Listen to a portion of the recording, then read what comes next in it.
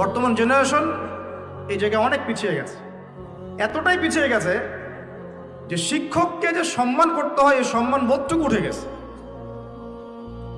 বাবাকে সালাম দিতে হয় এই সম্মান মর্যাদা বোধটুকু উঠে গেছে। মায়ের সাথে ভালো ব্যবহার করতে হয় এটা সেই তো কবেই উঠে গেল। আর সমাজে ওই জায়গা দখল করলো বৃদ্ধাশ্রম। দিন দিন জেনা বাড়তে থাকলো, ব্যভিচার বাড়তে থাকলো, হারাম খাওয়া বাড়তে থাকলো, সুদ বাড়তে থাকলো। ডিগ্রি অর্জন করে এসে ঘুষ খাচ্ছেন, পিএইচডি করে এসে দুর্নীতি করছেন, একজন ডক্টর হয়ে কসাই হয়ে গেলেন, ইঞ্জিনিয়ার হয়ে চোর হয়ে গেলেন। আমি অবাক হব না আগামী 10 বছর পরে এই টিকটক প্রজন্ম যদি আরেকটা প্যারালাইজড প্রজন্মের রূপ নেয়, এটা তো অবাক হওয়ার কিছু নাই।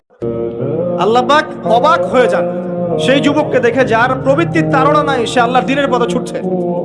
এই যুবককে দেখে আল্লাহ পাক অবাক হয়ে যান এবং তার দোয়া যেভাবে কবুল হবে, একজন মানুষ যার পা কবরে অলরেডি চলে গেছে তার দোয়া কি সেভাবে কবুল হবে?